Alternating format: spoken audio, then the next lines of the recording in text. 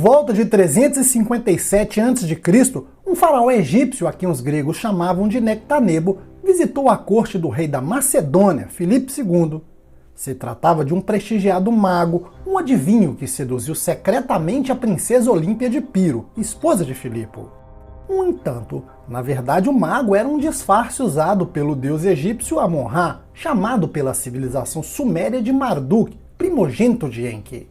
Então, a serpente do amor, personificada sob a forma de Nectanebo, convenceu Olímpia a gerar um filho, porque somente ela salvaria as duas nações.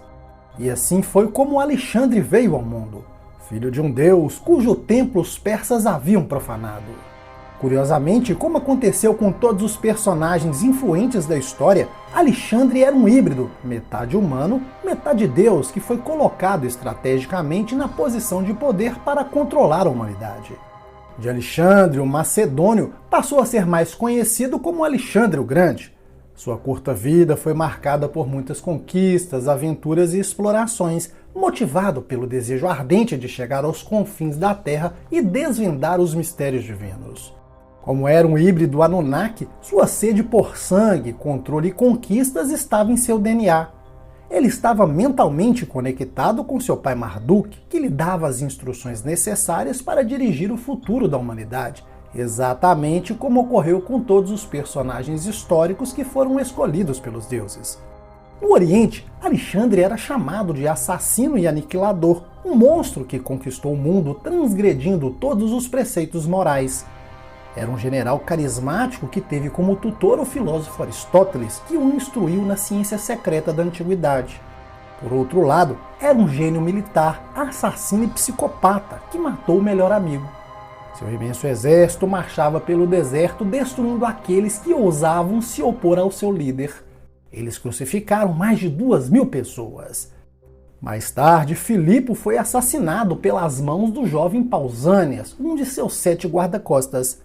Ele o perfurou com uma adaga a mando de Alexandre. Até sua mãe corria perigo desde a sua coroação em 336 a.C. Nas primeiras expedições militares, Alexandre decidiu ir ao oráculo de Delfos, onde ouviu a primeira das várias profecias que previam sua fama, mas também sua curta vida. No início de 331 a.C., após derrotar os persas, Alexandre foi para o Egito, onde esperava uma forte resistência dos vice-reis, porém, para sua surpresa, foi recebido como libertador do povo. Na parte leste, acreditava-se que os primeiros faraós egípcios eram filhos de Amon-Ra. Sem perder tempo, Alexandre viajou para o norte até o grande oásis de Siva, sede do grande templo do oráculo de Amon-Ra. Alexandre queria que o deus o reconhecesse como filho. O próprio Deus confirmou a Alexandre seu verdadeiro parentesco e, posteriormente, aos sacerdotes egípcios. Naquele ponto, seu desejo de escapar do trágico destino deixou de ser um privilégio, mas um direito, já que era filho de um deus, o deus Marduk ou Amon-Ra. Alexandre passou então a ser representado nas moedas com 2 chifres, que significava sua conexão com Baal, um dos hierarcas arcontes. Ele é considerado um dos mais poderosos arcontes a quem se oferecia rituais de sangue com muita frequência. Mais tarde, Alexandre foi para o sul do Egito, exatamente em Karnak, para prestar culto a Amon-Ra. Contudo, havia um algo a mais, já que Karnak era mais do que um simples centro religioso, mas de fato um conglomerado de templos, santuários e monumentos. As estruturas foram construídas por gerações de faraós e dedicadas ao deus Marduk. A criação mais impressionante e colossal foi o templo construído pela faraó Hatshepsut. Ela também era filha do deus Marduk, concebida por uma rainha que também foi visitada secretamente pelo disfarçado Nectanebo. Marduk deixava sua linhagem para que no futuro criasse junto com o deus Enlil o império dos híbridos Anunnaki, a fim de reinar, controlar e escravizar os humanos. As histórias sobre as aventuras de Alexandre em busca da imortalidade são encontradas em versões paralelas em várias línguas, incluindo latim, hebraico, árabe, persa, siríaco, armênio, etíope e em pelo menos 3 versões em grego. Os Anunnaki e seus geneticistas têm obsessão pela imortalidade e almejam alcançar a vida eterna por qualquer meio. Para se tornarem imortais, eles usarão o ouro monoatômico e a energia que absorvem da alma humana. Por essa razão, como recompensa, alguns descendentes híbridos receberam de seus ancestrais a longevidade, carregando um pouco mais de resistência física, mas não são imortais. O DNA híbrido é os que os tornam mais fortes e mais longevos do que os humanos normais, porém os híbridos de hoje não têm o grau de longevidade de seus antepassados, já que durante os milênios se misturaram aos seres humanos. Eles tentam se relacionar entre si para não quebrarem a corrente com seus pais Anunnaki.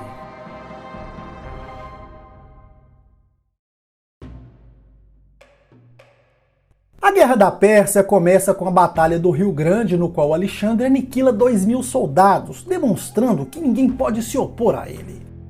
Com o massacre, o restante dos persas ficam na defensiva. Após tomar a Turquia, Alexandre surpreende a todos. A estratégia mais lógica seria seguir para os portos orientais após fortificar sua base, porém algo fez mudar sua rota. O motivo era uma lenda, o chamado Mito do Nó Górdio. Diz a lenda que o rei da Frígia morreu sem deixar herdeiros, mas antes foi consultar o oráculo. Lá, ele anunciou que o próximo rei chegaria num carro de boi. A profecia foi cumprida por um camponês de nome Górdio, que logo foi coroado.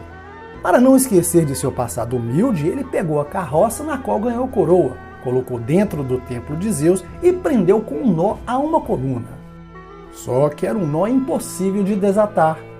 500 anos se passaram sem que ninguém conseguisse desatar o nó. Alexandre o Grande, ao passar pela Frígia, ouviu sobre a lenda e foi até o templo de Zeus.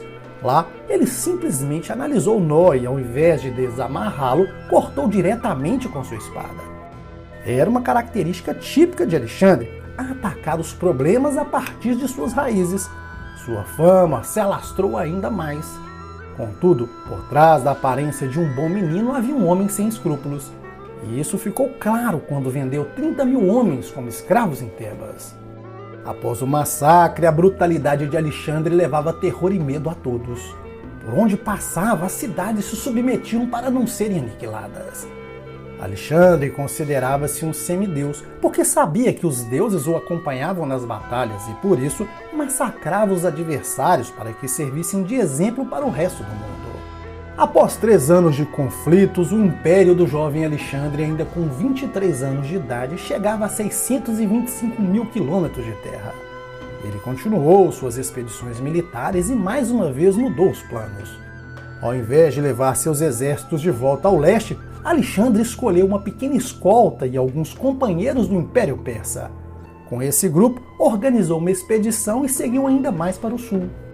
Seus companheiros foram convencidos que se tratava de uma jornada de prazeres sexuais, mas Alexandre foi procurar Candance, uma rainha de Meroé, cidade do sul do Egito.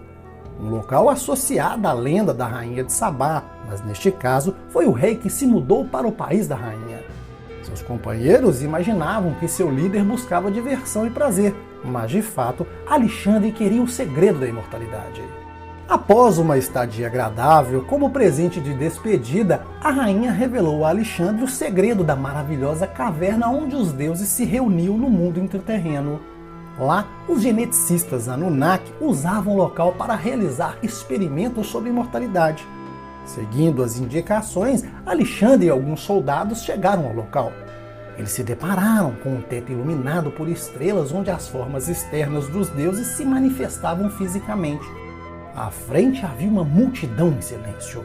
A visão das figuras reclinadas, cujos olhos emitiam raios de luz, fez com que Alexandre parasse por um instante. Uma das figuras, em voz alta, lhe deu boas-vindas e perguntou se Alexandre sabia quem ele era. Alexandre disse que não. Então a figura se apresentou como o rei Sesostris, o rei que conquistou o mundo e se juntou aos deuses. Ele era ninguém menos que o faraó Sesostris I, que reinou no século 20 a.C. Alexandre, no entanto, não ficou surpreso. Era como se o tivesse conhecido e aparentemente esperava sua chegada. Então, foi convidado a estar diante do Criador e dos governantes do universo. Ao entrar, viu uma névoa com o brilho do fogo. Sentado em um trono estava o Deus no qual um dia os homens o adoravam. Era o hierarca Arconte Baal, uma versão grega do deus Dionísio. Ele é representado por Serapis, um deus criado por Ptolomeu I, com chifres e na forma de um reptiliano. Alexandre viu a oportunidade de trazer à tona um assunto da sua longevidade e logo perguntou quantos anos viveria, mas não obteve resposta.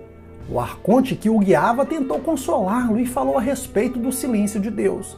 E disse que, embora ele tenha se juntado às fileiras dos deuses, não teve tanta sorte quanto Alexandre. Ele também conquistou o mundo e subjugou povos, mas ninguém lembrava do seu nome. E disse a Alexandre: você terá um grande nome, você será imortal mesmo após a morte, viverá. Desapontado, Alexandre deixou as cavernas e continuou sua jornada buscando o conselho de outros homens sábios. Ele procurava uma saída para fugir do seu trágico destino, assim como outros antes dele conseguiram se unir aos deuses imortais. Mas essas entidades controladoras estavam usando Alexandre para expandir seu controle, espalhar a morte, guerras e ampliar seu poder no planeta. Alexandre nada mais era que uma marionete em busca da tão sonhada imortalidade. Ao deixar as cavernas, Alexandre tentou deixar o Egito e decidiu fazer como Moisés, dividir as águas do Mar Vermelho para que seus seguidores o cruzassem a pé. Ao chegar às margens, construiu uma parede de chumbo derretido. Seus construtores derramaram chumbo e outros materiais na água até que a estrutura atingisse a superfície. Depois construíram uma torre e um pilar sobre o qual esculpiu sua própria figura com 2 chifres na cabeça em homenagem à sua linhagem. Nela havia a seguinte mensagem: aquele que vier a este lugar e navegar no Mar Grande, saiba que vou fechá-lo. Após dividir as águas, eles começaram a cruzar o mar. Porém, por cautela, Alexandre mandou alguns prisioneiros na frente. Ao chegarem à torre central, as ondas do mar saltaram sobre os prisioneiros, engolindo todos. Ao ver tudo isso, Alexandre desistiu de imitar Moisés. Ele viu que não recebeu de seus deuses a mesma ajuda que Moisés recebeu. Agora, Alexandre era um arconte personificado e estava desapontado.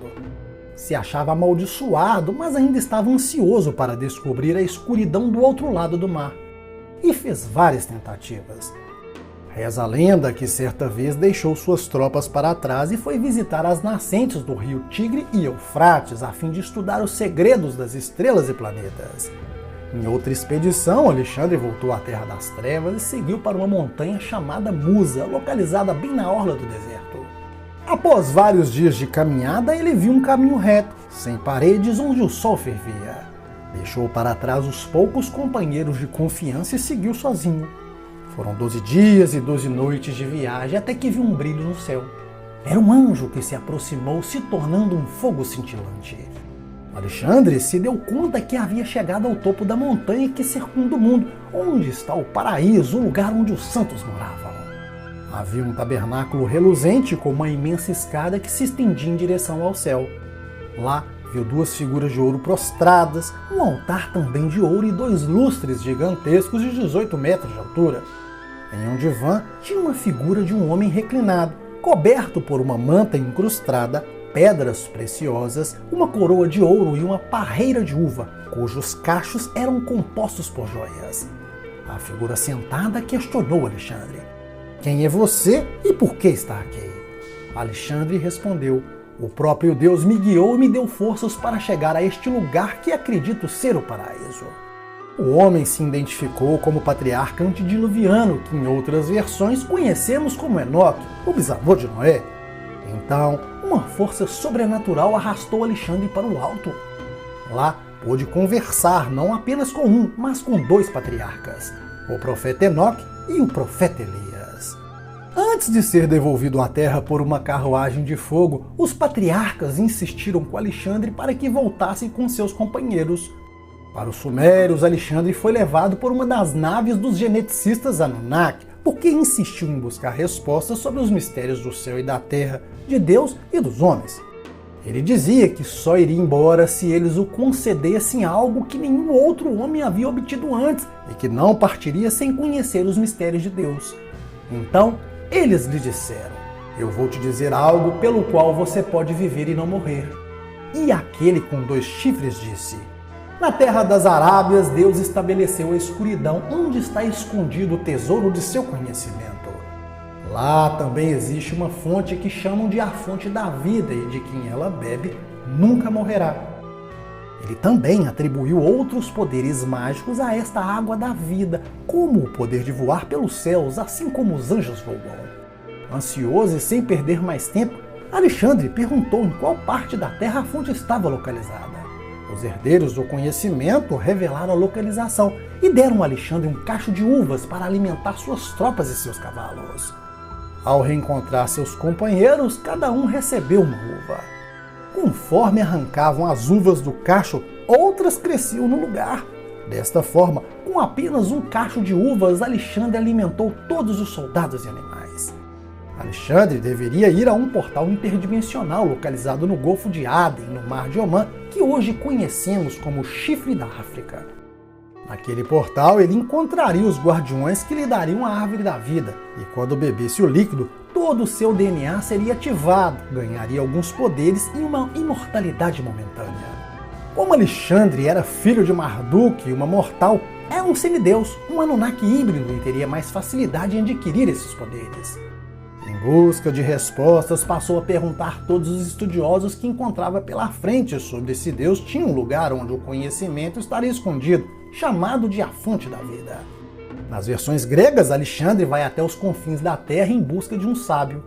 Nas versões etíopes, o sábio estava entre suas tropas e se chamava Matum. Ele conhecia as escrituras antigas e falava de um local à direita onde o sol nasce.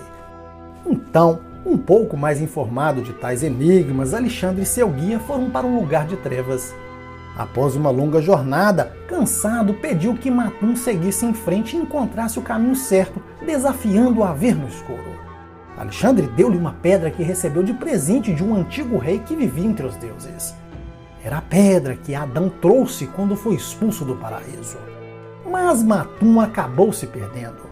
Então tirou a pedra mágica e a colocou no chão. A pedra começou a emitir luzes e ele pôde ver um manancial, só não percebeu que havia encontrado a fonte da vida. Como estava com muita fome, retirou um peixe seco que carregava e foi lavá-lo na água. Quando o peixe tocou a água da fonte, escapou de suas mãos. Rapidamente Matum tirou a roupa, entrou na água e nadou até o peixe. Lá ficou estarrecido porque o peixe morto e seco estava vivo. Então se lavou e bebeu da água da fonte. Ao sair da fonte não estava mais com fome, estava com a mente limpa, sem problemas e sentia-se jovem para sempre. E finalmente se deu conta que havia encontrado a fonte da água da vida.